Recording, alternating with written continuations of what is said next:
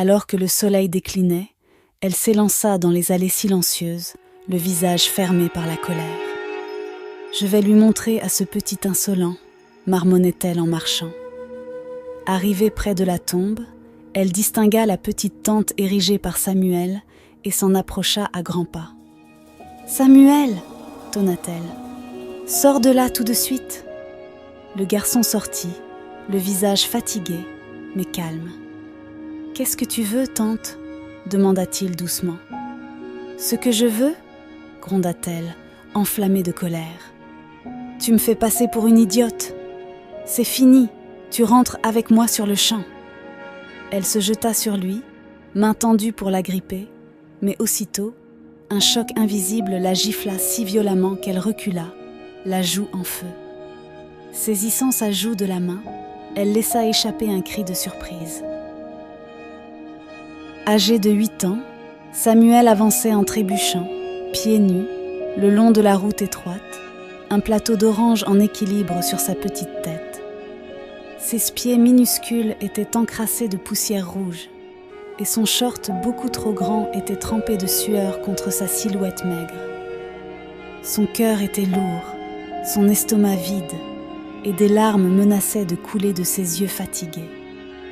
Mais il savait qu'il valait mieux ne pas s'arrêter. La voix sévère de Tante Rose résonnait dans sa tête.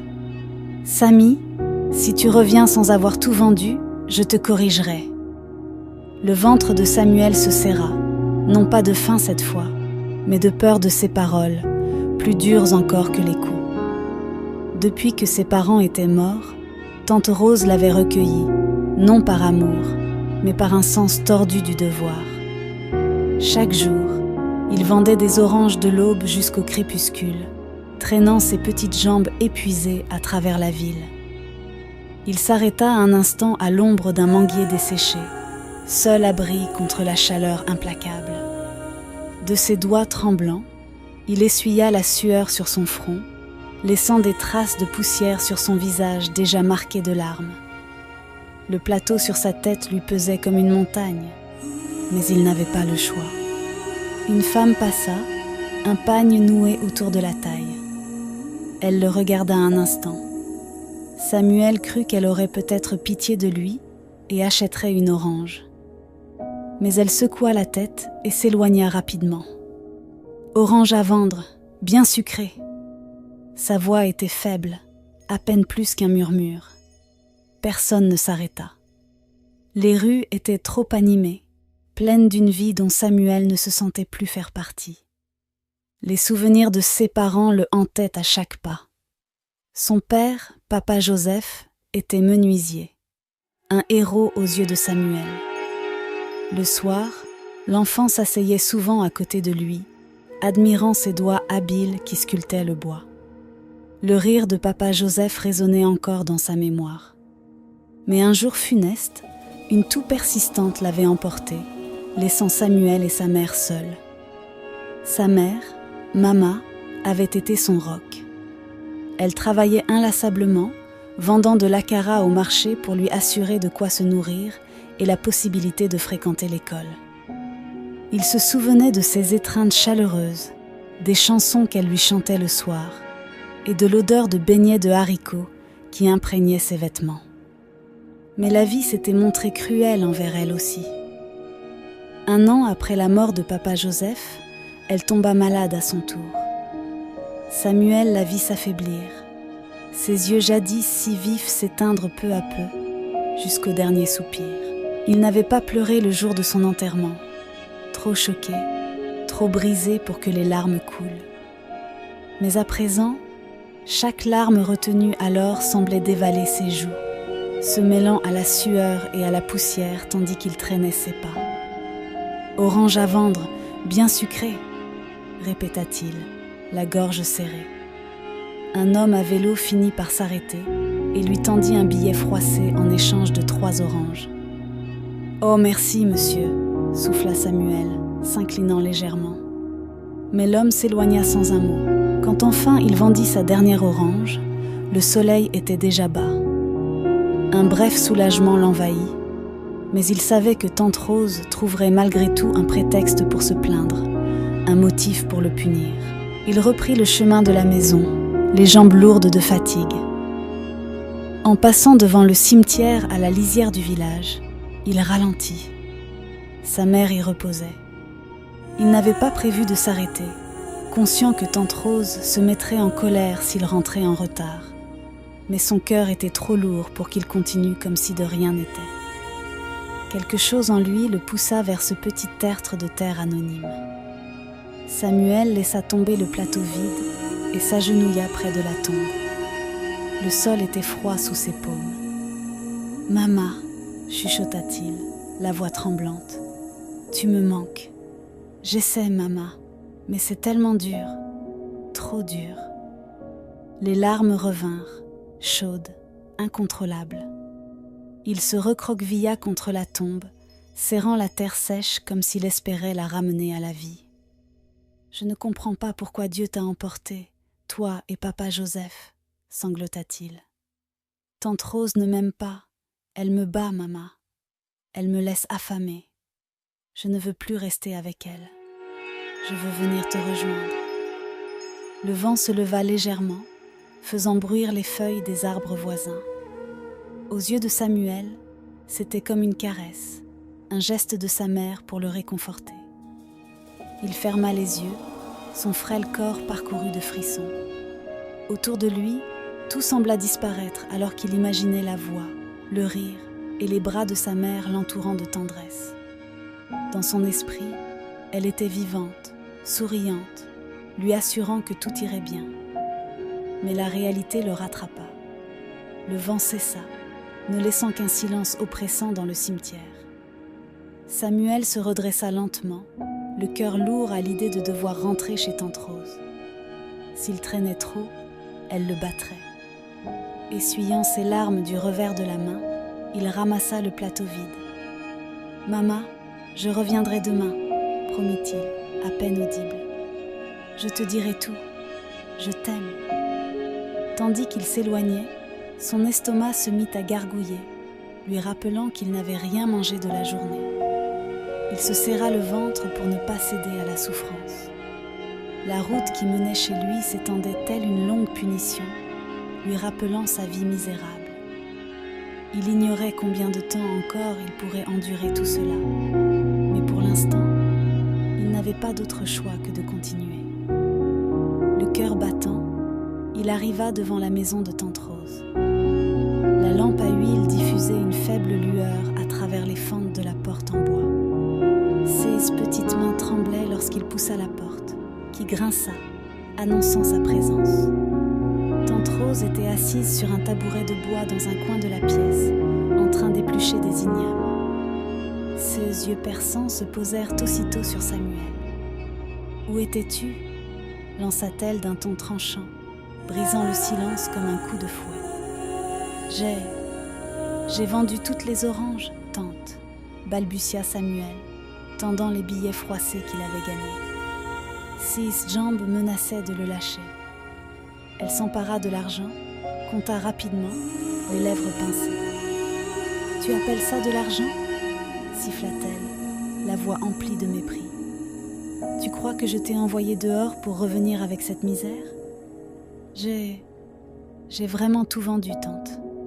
L'argent est complet, » murmura-t-il, la voix brisée. Il n'avait rien d'autre à dire. Il avait fait de son mieux, mais elle n'était jamais satisfaite. Sans attendre, elle empoigna la badine posée près de son tabouret et se leva. La peur brilla dans le regard de Samuel, qui recula d'un pas. Mais la pièce était trop étroite pour qu'il y échappe. « Tu n'es qu'un petit fainéant !» gronda-t-elle, abattant la badine sur lui. Le premier coup lui transperça le dos d'une douleur aiguë, et il poussa un cri. Pourtant, elle continua, frappant encore et encore, chaque coup l'éloignant un peu plus de ses forces. Quand enfin elle s'arrêta, Samuel était recroquevillé au sol, tremblant de sanglots silencieux. Tante Rose jeta la badine de côté et cracha par terre, le visage tordu par la colère. « Va te coucher » ordonna-t-elle, « et ne compte pas manger ce soir, espèce d'incapable. » Samuel ne protesta pas. Il avait appris depuis longtemps que se défendre empirait la situation. Lentement, il se releva et boitilla jusqu'au coin du salon où il dormait d'habitude. Ni matelas, ni couverture, seulement le sol dur et froid. Il s'y allongea, les bras autour de son ventre douloureux, les yeux clos, tentant de faire abstraction de la souffrance. Mais le sommeil ne venait pas. Chaque parcelle de son corps le lançait, et la faim l'assaillait, tenace. La maison était silencieuse, à peine troublée par les craquements du bois soumis au vent. De la chambre de tante Rose, il percevait ses ronflements, un bruit qui le soulageait autant qu'il le révoltait. Alors que la nuit avançait, la faim devenait insupportable. Impossible de se souvenir du dernier vrai repas qu'il avait avalé. L'image de Mama Suzy, la gentille voisine âgée qui vivait non loin, dansa dans son esprit. Parfois, elle lui donnait un morceau de pain ou du maïs grillé, quand tante Rose avait le dos tourné. L'idée de manger était trop tentante. Prenant son courage à deux mains, il se leva, le cœur en panique à l'idée d'être surpris. Ses pas silencieux le menèrent à la porte. Il retint son souffle, jetant des regards craintifs vers la chambre de tante Rose. Il ouvrit la porte avec précaution, s'y faufilant. L'air frais de la nuit lui caressa le visage, soulageant quelque peu sa fièvre. Il se mit à courir aussi vite que ses jambes menues le pouvaient, pieds nus sur la terre battue, jusqu'à atteindre la maison de Mama Suzy. Devant la porte en bois, il hésita. Et si elle se fâchait qu'il vienne si tard? Et si elle ne voulait pas l'aider? Mais la faim l'emporta. Il leva la main et frappa faiblement. Après un instant, il entendit des pas. La porte s'ouvrit, révélant le visage bienveillant, marqué par l'âge, de Mama Suzy, éclairé par la lueur d'une lanterne. « Samuel, qu'est-ce que tu fais ici à une heure pareille ?» demanda-t-elle, la voix pleine d'inquiétude. « Pardon, Mama Suzy, » murmura-t-il, les larmes roulant sur ses joues. « J'ai tellement faim. Je n'ai rien mangé de la journée. » Le visage de la vieille dame s'adoucit sur le champ. « Oh, mon pauvre enfant, entre, » répondit-elle en ouvrant davantage la porte. Samuel entra dans la modeste pièce chaleureuse. Son ventre gronda si fort qu'il baissa la tête, gêné. Mama Suzy posa une main douce sur son épaule. « Assieds-toi, Samy.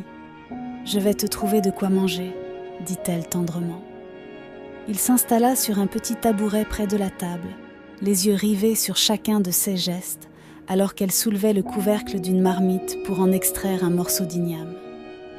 Elle ajouta un peu de sauce et posa l'assiette devant lui. « Mange, mon enfant, » dit-elle, la voix compatissante. Samuel ne se fit pas prier. Les mains tremblantes, il entama son repas, ses larmes redoublant au contact de la nourriture délicieuse qui comblait enfin son estomac vide. Plus que le repas, c'était la gentillesse qui l'émouvait jusqu'aux larmes, la sensation d'être pris en considération, ne serait-ce qu'un instant. Mama Suzy l'observait, le regard empli de tristesse.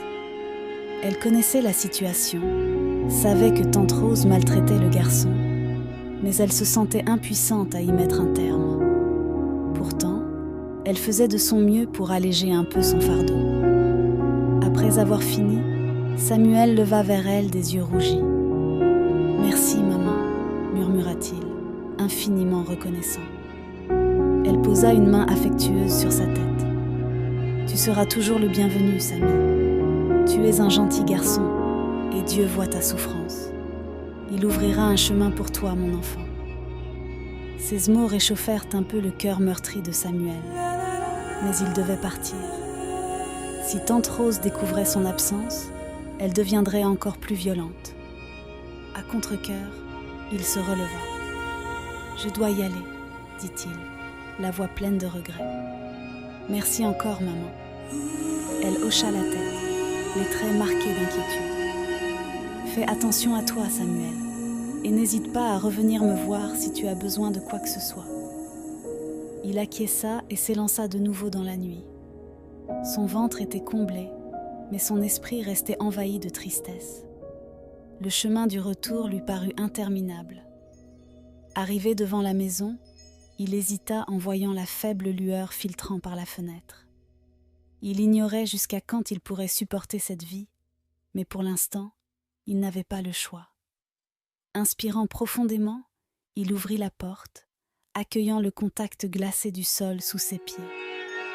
Il s'allongea au même endroit que d'habitude, le corps endolori, le cœur lourd, mais le ventre plein cette fois. Le sommeil le gagna peu à peu, et ses pensées volèrent vers ses parents, se souvenant de l'amour et de la chaleur qui avaient autrefois animé son foyer. Pourrait-il un jour retrouver ce sentiment de sécurité ? Il n'en savait rien. Pour l'instant, il devait simplement survivre. Le lendemain matin, Samuel fut tiré du sommeil par la voix autoritaire de Tante Rose. Chaque muscle de son corps le faisait souffrir après les coups reçus la veille, mais il se força à se lever. Il connaissait trop bien les conséquences d'un retard. « Samy, dépêche-toi de venir !»« Espèce de paresseux !» rugit-elle. Samuel s'approcha d'elle, se frottant les yeux. Tante Rose se tenait devant lui avec un plateau d'oranges, l'air impatient et sévère. « Prends ça et va vendre, et ne reviens pas si tu n'as pas tout écoulé, » aboya-t-elle, lui fourrant le plateau dans les mains. « Si tu crois que la correction d'hier était terrible, attends de voir aujourd'hui. »« Oui, tante, » répondit Samuel d'une petite voix. Il plaça le plateau sur sa tête et sortit sous le soleil du matin, le poids des oranges n'étant rien en comparaison de la peine qui l'écrasait. Toute la journée, il parcourut les rues poussiéreuses, répétant « Orange à vendre, bien sucré !» Mais personne ne s'arrêta. À midi, le soleil était haut et brûlant, et il n'avait toujours rien vendu. Déshydraté, tenaillé par la faim, il sentit ses jambes flageoler. Trouvant un coin d'ombre, il posa le plateau, les larmes lui montant aux yeux. « Qu'est-ce que je vais faire ?» murmura-t-il. Il savait que Tante Rose ne tolérerait aucune explication. Elle le frapperait à coup sûr, probablement encore plus fort. Tremblant, il songea à Mama, songeant à ce réconfort qu'elle lui apportait autrefois. Les larmes coulèrent de nouveau. Incapable de se résigner à rentrer sans un sou, il reprit le chemin du cimetière. Là-bas, au moins, il trouvait un semblant de paix, comme si sa mère restait à ses côtés. Lorsqu'il atteignit la tombe, il posa le plateau près du tertre et tomba à genoux. Il en eut le souffle coupé, la vue de cette terre anonyme éveillant un torrent de douleur. « Mama » bredouilla-t-il, la voix tremblante. « J'ai essayé, mais personne n'a acheté d'oranges. Tante Rose va encore me battre. Je ne sais plus quoi faire. » Il se laissa tomber, la joue contre la terre. « Tu me manques tant, Mama. Pourquoi toi et papa Joseph m'avez-vous laissé ? Je suis seule. Je ne veux pas retourner chez Tante Rose. Elle ne m'aime pas. » Les sanglots le submergèrent. La fraîcheur du sol apaisa un peu la fièvre sur sa peau. Les paupières closes, il supplia. « Maman, s'il te plaît, aide-moi. Je suis si fatiguée. Je veux juste être avec toi. » Au bout d'un moment, épuisé, il sombra dans le sommeil. Dans ses rêves, il retrouva sa mère souriante, son père le soulevant haut dans les airs. Il semblait heureux, uni. Mais son réveil fut rude. La chaleur, les graviers sous son corps, la douleur, la faim, tout lui revenait. Le soleil avait déjà décliné. Il se redressa en se frottant les yeux.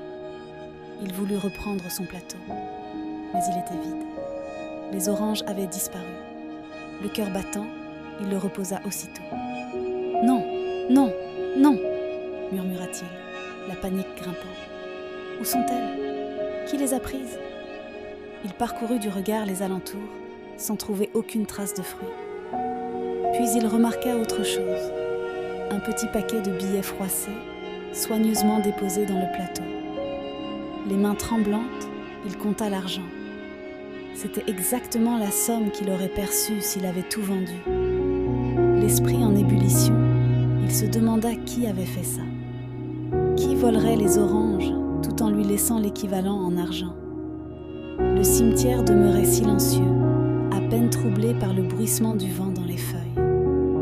Aucun signe de vie. Samuel sentait l'atmosphère étrange, presque lourde, comme si quelque chose d'inexplicable venait de se produire.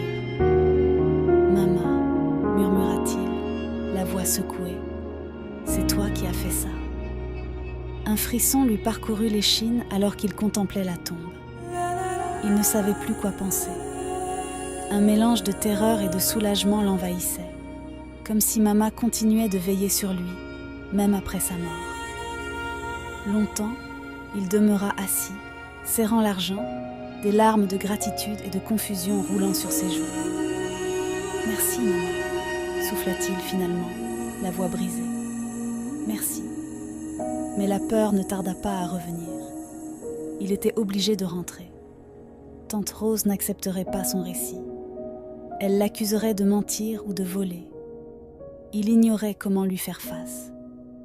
Tandis que le soleil achevait sa course, Samuel se releva, essuya ses larmes, glissa l'argent dans sa poche, prit le plateau vide et se remit en route, les jambes lourdes, l'esprit embrouillé par CIS événements étranges. Arrivé chez lui, il s'immobilisa devant la porte, le cœur cognant fort. Des éclats de voix s'échappaient de l'intérieur et son estomac se noua de peur. Inspirant profondément, il poussa la porte et entra. « Samy !» La voix pointue de tante Rose l'accueillit. « Tu es encore en retard? Tu as vendu toutes les oranges ?» Samuel hocha vivement la tête, lui tendant l'argent. « Oui, tante, j'ai tout vendu, » répondit-il, tentant de garder un ton posé. Elle arracha les billets de sa main, les compta, le regard plissé. « Au moins tu ne rentres pas bredouille aujourd'hui, » grommela-t-elle. « Va nettoyer la cuisine, tu ne sers à rien d'autre. »« Oui, tante, » souffla Samuel, soulagé malgré tout qu'elle ne le frappe pas cette fois. Pourtant, son esprit était encore agité. Il repassait en boucle ce qui s'était passé au cimetière. Tandis qu'il récurait le sol de la cuisine, l'image des oranges disparues et de l'argent laissé en échange ne quittait pas son esprit. Un sentiment profond lui disait que Mama, d'une façon ou d'une autre, avait entendu son appel au secours.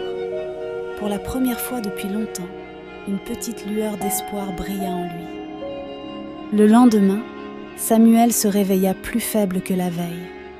Son ventre réclamait de la nourriture, le rappel cruel qu'il n'avait pas vraiment eu de repas depuis des lustres. Les coups, la fatigue, la faim et la peur l'avaient laminé. Malgré tout, il rassembla ses forces pour répondre à l'appel strident de tante Rose. « Samy, viens ici tout de suite !» lança-t-elle d'une voix qui claquait dans l'air. Elle était là, le visage fermé, tenant encore un plateau d'oranges. « Va vendre tout ça, et ne reviens pas sans argent aujourd'hui. Sinon tu verras ce que je te ferai, espèce de bon à rien. » Samuel se tut. À quoi bon discuter?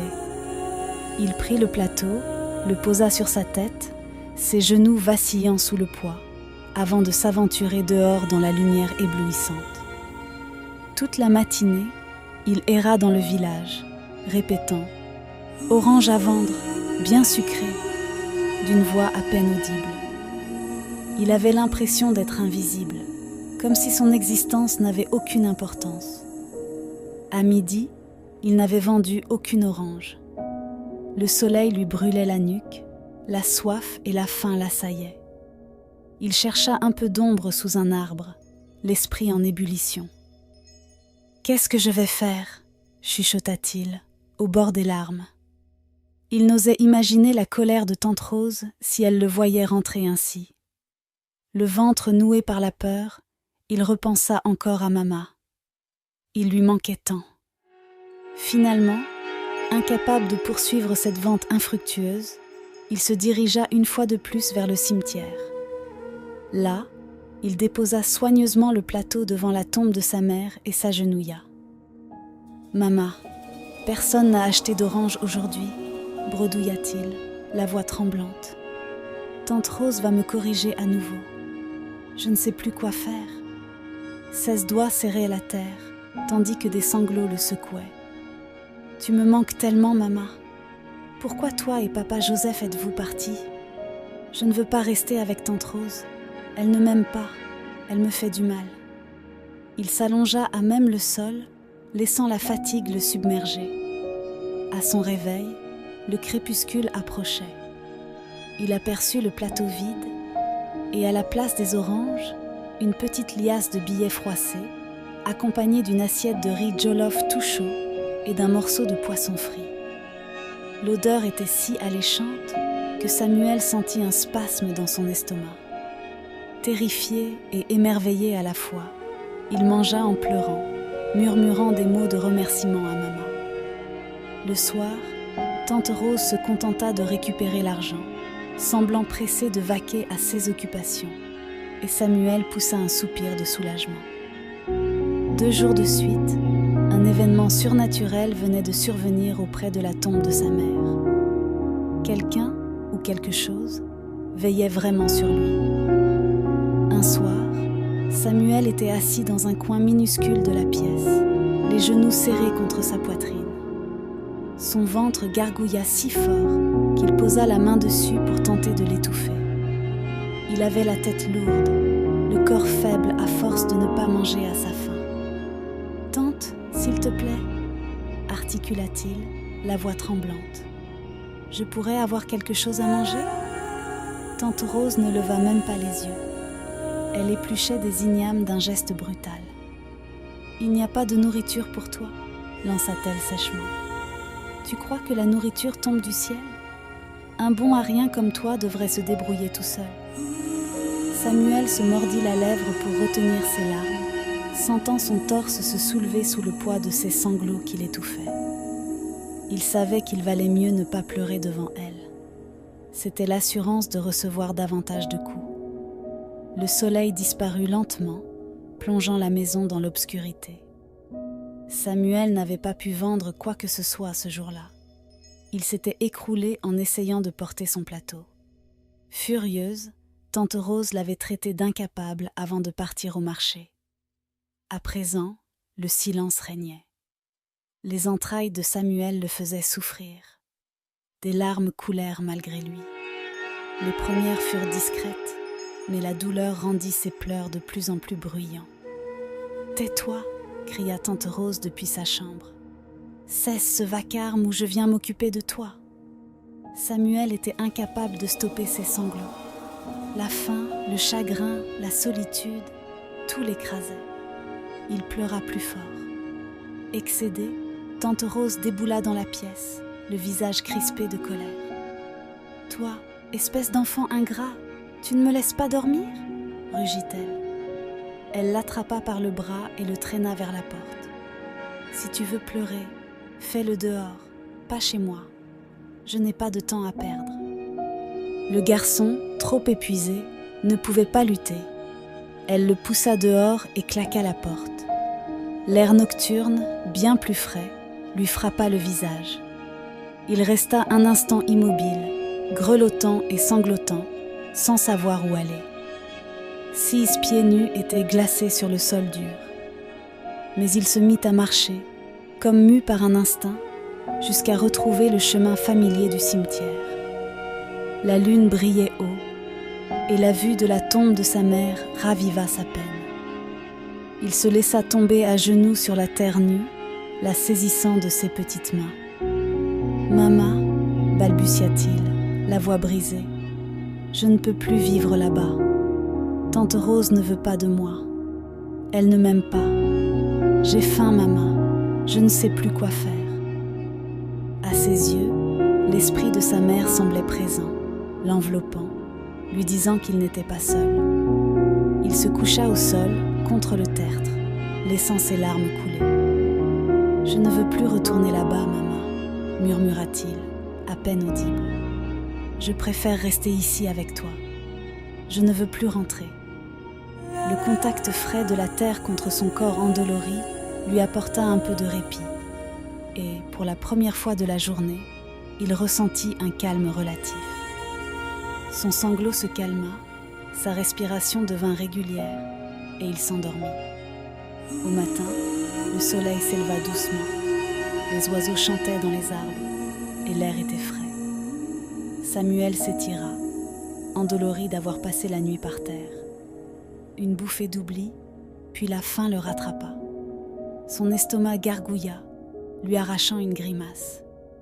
Alors, son regard tomba sur quelque chose posé près de la tombe, à l'endroit où, autrefois, il avait déjà trouvé de la nourriture. Un petit paquet enveloppé de tissu. Le cœur battant, il l'ouvrit. Il y trouva un pain et une petite bouteille d'eau. Des larmes de gratitude embuèrent ses yeux. Peu importait qui avait mis ça là ou pourquoi. Il était trop affamé pour y réfléchir. Il mordit dans le pain, en savoura la douceur et but de longues gorgées d'eau fraîche. « Merci, maman », murmura-t-il, la voix pleine d'émotion. « Je ne sais pas comment, mais je sens que c'est toi qui m'aides. » Pendant ce temps, tante Rose tournait en rond, l'angoisse perçant sa colère. Elle avait cru que Samuel rentrerait quand la faim se ferait trop forte, mais il ne réapparut pas. Le matin passa sans trace de lui, et sa rage céda la place à l'inquiétude. Elle sortit, interrogeant les voisins, scrutant les ruelles. Personne ne l'avait vu. La panique la gagnait. Qu'arriverait-il si on le retrouvait mort? Qu'allaient dire les gens?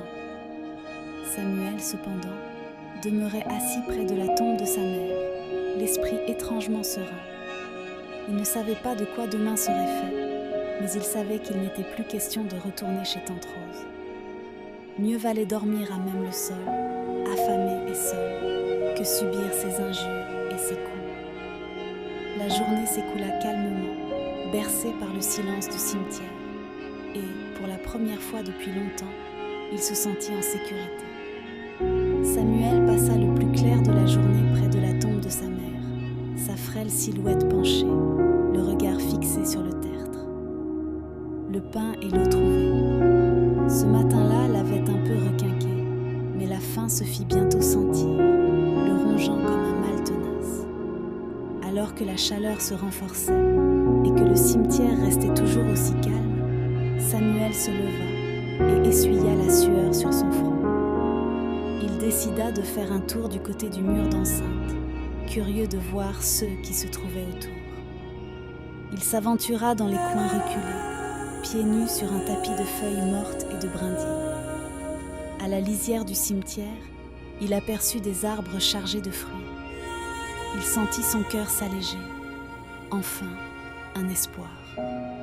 Avec précaution, il grimpa sur le plus petit d'entre eux, agrippant l'écorce rugueuse de ses mains menues. Il cueillit une mangue mûre, la sentit, se laissa descendre et la dévora aussitôt, le jus sucré coulant le long de son menton.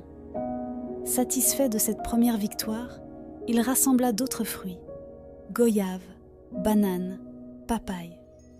Il les rapporta près de la tombe et les déposa sur la même pierre plate. « Maman, j'ai trouvé de quoi manger », murmura-t-il, la voix emplie d'émotion. Il s'assit en tailleur et mangea lentement, chaque bouchée lui donnant l'impression d'une petite fête. Le soir venu, les ombres s'allongèrent, un vent léger traversa les pierres tombales. Samuel, lui, restait là, perdu dans ses souvenirs. La cuisine de Mama, ses recettes délicieuses, la voix chantonnante de sa mère. Il ferma les yeux en soupirant. Plus tard, quand la nuit tomba, il resta assis sur la tombe, les bras serrés autour de ses genoux. Levant la tête, il admira la voûte étoilée et sentit un pincement au cœur. « Si seulement je pouvais avoir du fufu et de l'égousi, Mama, » murmura-t-il. Il se rappelait la saveur riche, l'arôme de la soupe que sa mère lui préparait. 6 entrailles le rappelèrent vite à la réalité, gargouillant dans un bruit douloureux. Il soupira, sachant qu'il ne s'agissait que d'un rêve. Il se leva pour aller se soulager dans un bosquet à l'extrémité du cimetière, la nuit étant si sombre qu'il devait avancer avec prudence. En regagnant la tombe, il s'arrêta net, écarquillant les yeux. Sur la pierre plate, un plat fumant de fufus et de soupe égousie l'attendait, accompagné d'une bouteille d'eau miroitant sous la lune. Le cœur de Samuel s'emballa, ses mains se mirent à trembler. Il cligna plusieurs fois des yeux, croyant rêver. Mais le mets appétissant demeurait bien là, encore chaud. « Mama ?» murmura-t-il d'une voix pleine d'incrédulité. « C'est toi qui fais ça ?» Seul le bruissement des feuilles lui répondit. Pas un signe de vie dans les alentours. Pourtant, l'atmosphère paraissait étrange, presque lourde, comme si une présence invisible veillait sur lui. Il s'agenouilla devant la pierre, les yeux rivés sur l'assiette. La pâte de fufu était tiède, la soupe égousie épaisse, garnie de morceaux de viande et de poisson. Des larmes lui montèrent aux yeux. Il avait l'impression de retrouver un vestige de son ancienne vie. Les mains frémissantes, il déchira un petit morceau de fufu qu'il trempa dans la soupe. Sa première bouchée le submergea de saveurs réconfortantes, une explosion de nostalgie et de bonheur. Incapable de retenir son émotion, il dévora le plat en pleurant, chaque bouchée effaçant un peu de tristesse, réchauffant son cœur épuisé. « Merci, maman », murmurait-il entre deux bouchées, la voix bouleversée.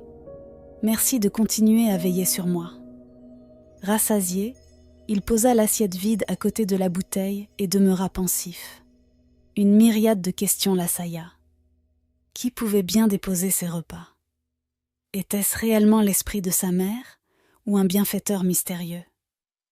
Une vague de gratitude mêlée d'angoisse le traversa. Mais la nuit se faisait plus fraîche et son corps réclamait du repos.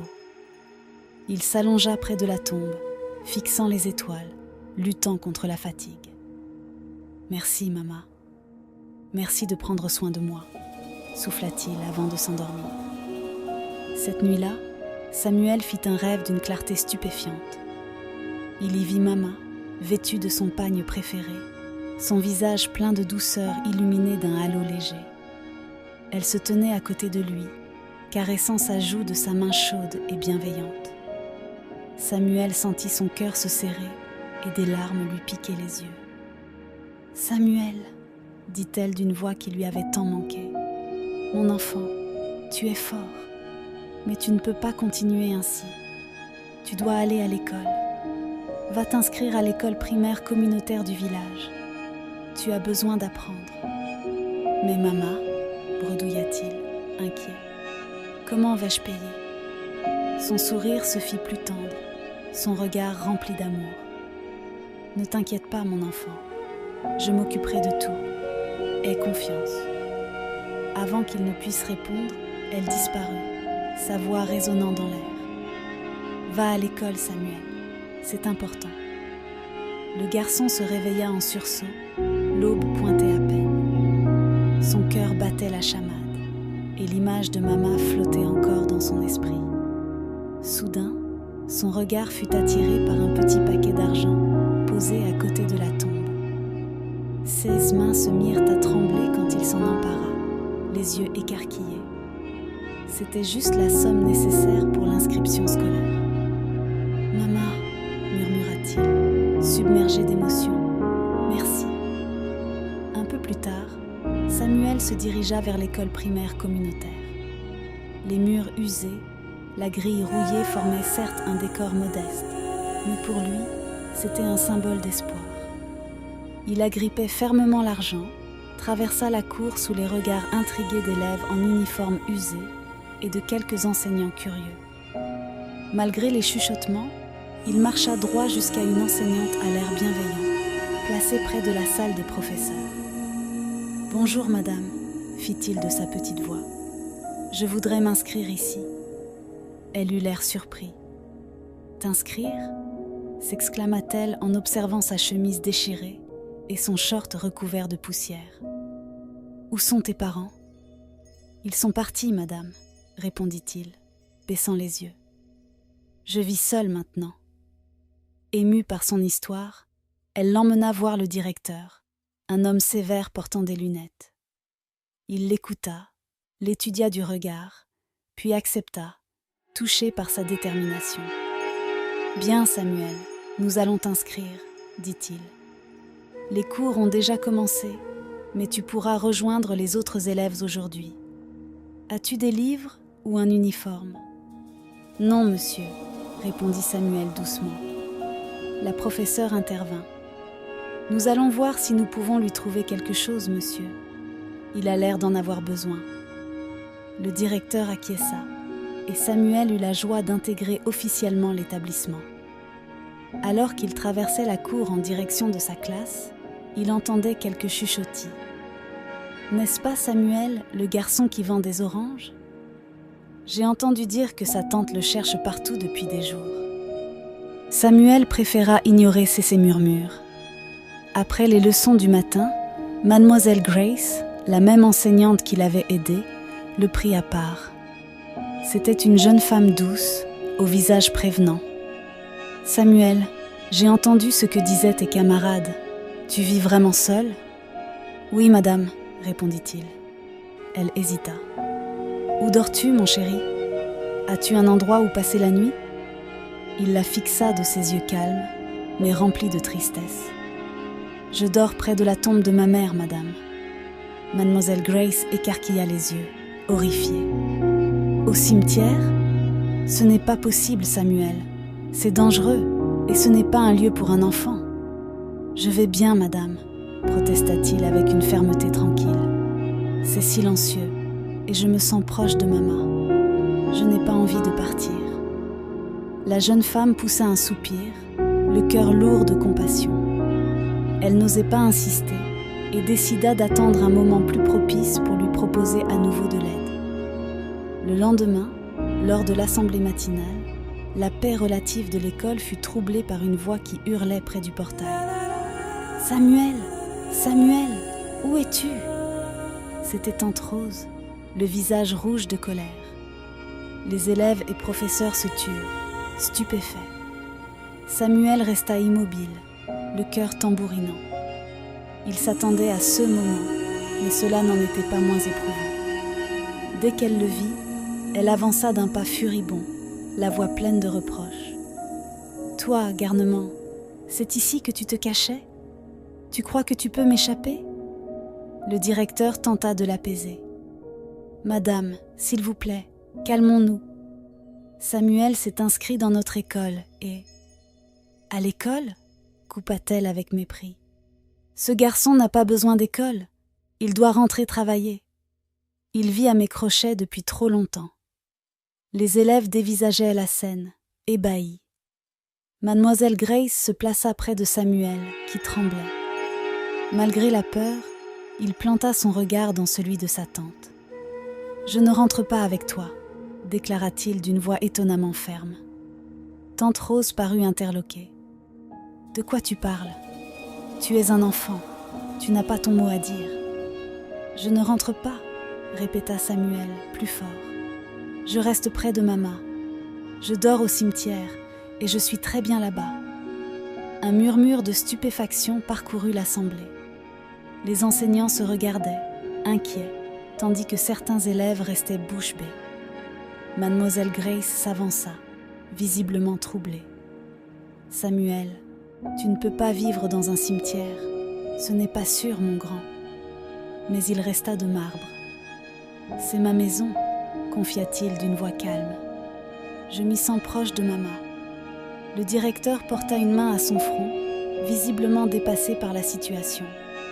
Tante Rose, elle, fulminait.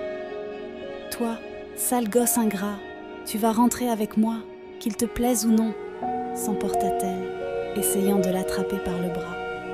Samuel recula vivement, criant presque. « Non, tu ne m'aimes pas, tu me frappes, tu me laisses mourir de faim. Je suis mieux sans toi. » Le silence retomba, plus épais que jamais. Des têtes se retournèrent, les gens stupéfaits par tant de franchise et de détresse. Humiliée, le visage écarlate, tante Rose voulut à nouveau s'en prendre à lui, mais mademoiselle Grace l'en empêcha. « Madame, Je vous en prie, tenta-t-elle, restons calmes. Ce garçon a besoin d'aide, pas de brutalité. Samuel, le corps secoué de tremblements, tint bon. Il avait fait son choix. Personne ne le ferait changer d'avis. Incapable de supporter les regards indignés, tante Rose quitta les lieux, la honte et la colère la brûlant de l'intérieur. Les professeurs et les élèves la regardèrent partir, chuchotant, troublés par ce qu'ils venaient d'apprendre. Après l'assemblée, plusieurs personnes vinrent parler à Samuel. Les professeurs lui proposèrent de l'héberger, mais il refusa, murmurant « Merci, madame, mais je ne veux pas quitter la tombe de Mama. C'est là que je me sens en sécurité. » Le soir venu, il reprit la route du cimetière, un vieux sac contenant quelques manuels d'occasion qu'on lui avait donnés. Son estomac se mit à gargouiller, mais cette fois, il n'éprouva aucune inquiétude. Il avait la conviction qu'il trouverait encore de quoi se nourrir. Et en effet, en arrivant, il découvrit sur la pierre plate un autre plat fumant de riz, accompagné d'une bouteille d'eau. Ému aux larmes, il remercia tout bas Mama avant de manger lentement. Après son repas, il se sentit transi par la fraîcheur de la nuit tombante et réalisa qu'il aurait besoin d'un abri. Il réunit des branchages qu'il lia tant bien que mal avec de vieux bouts de tissu.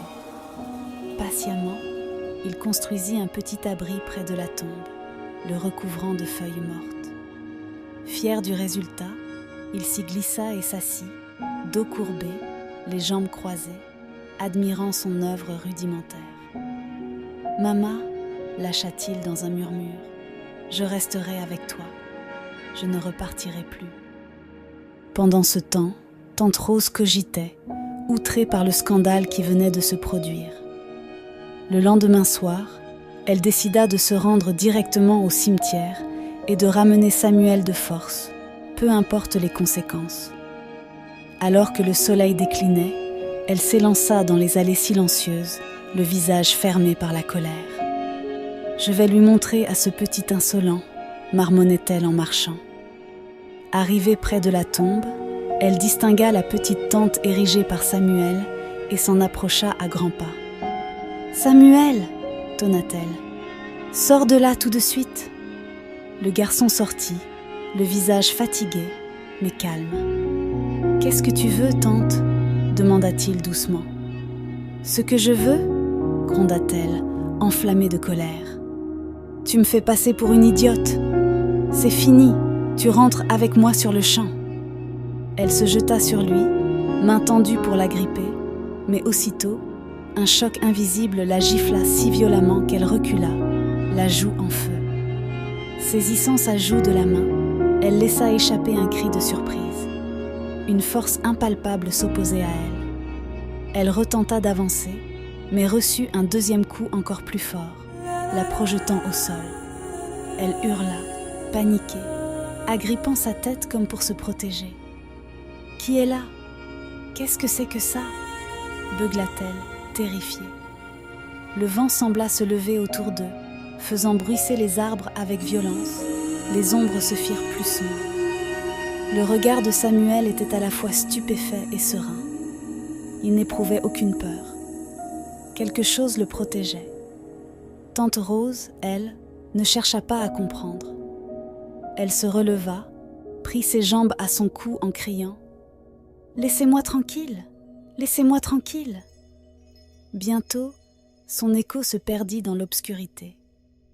Samuel resta là un long moment, fixant l'endroit où elle avait disparu. Le cimetière retrouva son calme, la brise redevenant légère. Il se tourna vers la tombe de sa mère, s'agenouilla et murmura « Merci, maman, tu continues de veiller sur moi. » Il regagna sa petite tente de fortune, se blottit à l'intérieur et ferma les yeux. Pour la première fois depuis bien longtemps, il se sentit vraiment en sécurité. La nuit se déroula paisiblement, les étoiles scintillant au-dessus de lui, et Samuel dormit profondément, sûr de n'être plus jamais seul.